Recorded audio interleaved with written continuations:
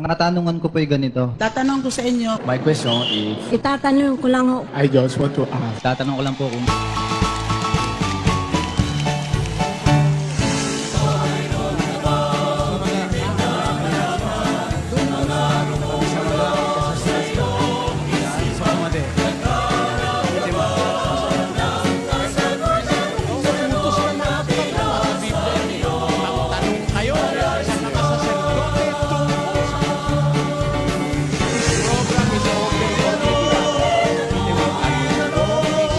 I'm ready.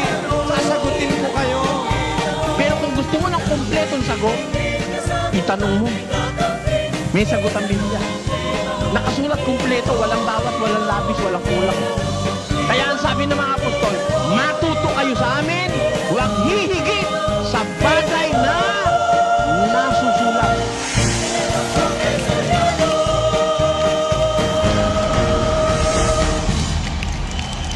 Malaking bagay sa atin yun, nauunawa. Kaya ako, nung umabot ako ng 70 anyos, sabi ko sa Diyos, pagkagising ko sa umaga, Panginoon, salamat po. Salamat po na marami.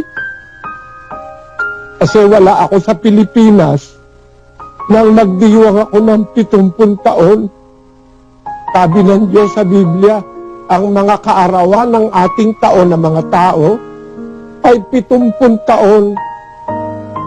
Dahil sa kalakasan, umaabot ng 80. Pagkagising ko nung umaga ng ika-70 taon ko, nandito na ako sa Brazil. Salamat po, Ama. Kasi noong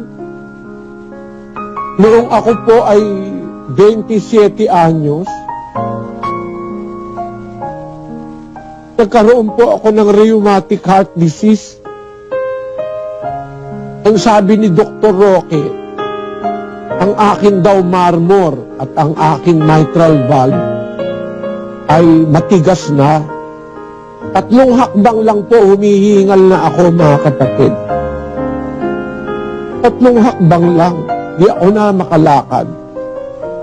Sabi ng doktor ko, yung doktor ni Presidente Marcos sa army, sabi niya, dapat operahan ka, sabi niya. Within 6 months kasi, pag hindi ka na-operahan, maaari kang mamatay, sabi niya.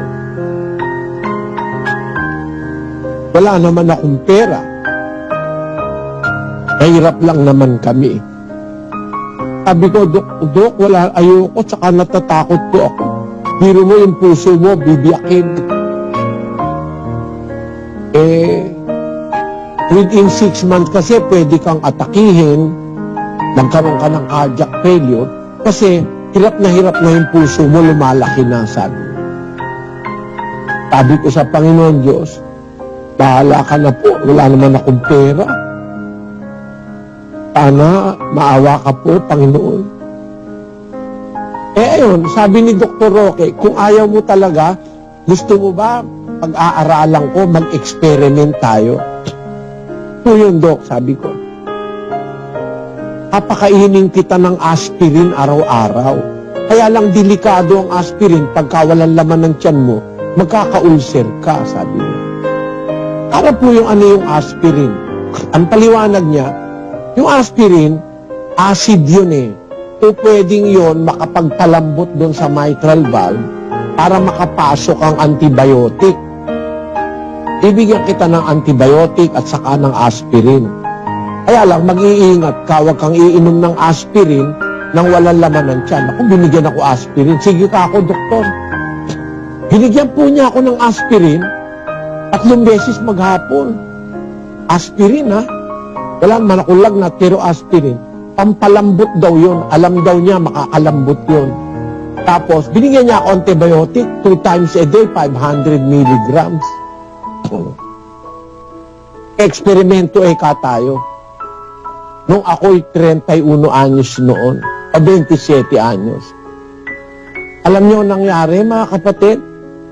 Pagkaraan ng 3 buwan na aspirin, antibiotic, bago may ginhawa ako, nakapaglakad uli ako, nakapagsalita ako, nakapagpulong uli ako. Como nga hindi ako pwedeng magbiyahe ng malayo, diyan sa Gatbuka ako nagpulong. Nakatira ako sa San Marcos, Kalumpit, sa Gatbuka ako nagpupulong. Para malapit lang. Awa ng Diyos, natatag yung lokal ng Gatbuka. Pagkaraan ng 6 na buwan, hindi na ako hindi na ako humihingal masyado, nakakatakbo na ako. Ininom ko po ang aspirin 10 taon. At nag-antibiotic ako ng 10 taon. Isipin mo yun, Tapos pagkatapos no, natuklasan sa London, sa medical journal ng London, natuklasan nila yung aspirin, maganda sa puso, nagpapalambot ng mga ugat, naaalis yung tigas ng ugat, at nakaka-penetrate pa ang... Pero nagkaroon ako ng parang magkaka-ulcer ako nung matagal na. Awa naman ng Diyos, gumaling din. Nung nandito na po ako sa Brazil, pagsapit ko nung sinasabi sa Biblia, ika-70 taon ko, nagising ako ng madaling araw. Kasi nauuna ang Pilipinas kagaya ngayon dyan. Dyan ngayon po ay, anong araw ngayon kapatid na Daniel dyan? Miyerkules po ng gabi at 16 po ng Oktubre, kapatid na Eli. Miyerkules ng gabi dyan at 16 ng Oktubre, dito sa amin, Miyerkules ng umaga. Kaya nung magising ako madaling araw, sabi ko, birthday ko na. Kasi pinanganak ako sa Pilipinas, April 4, Biyernes Santo, 1947. Alas 3 ng hapon. Nagising ako rito alas 3 ng umagang mahigit. Sabi ko, birthday ko na. Naluha ako, salamat Diyos. Salamat po, Ama. Umabot ako ng 70. Biro mo, may asma ako, may sakit ako sa puso. Nawala. Salamat sa Diyos.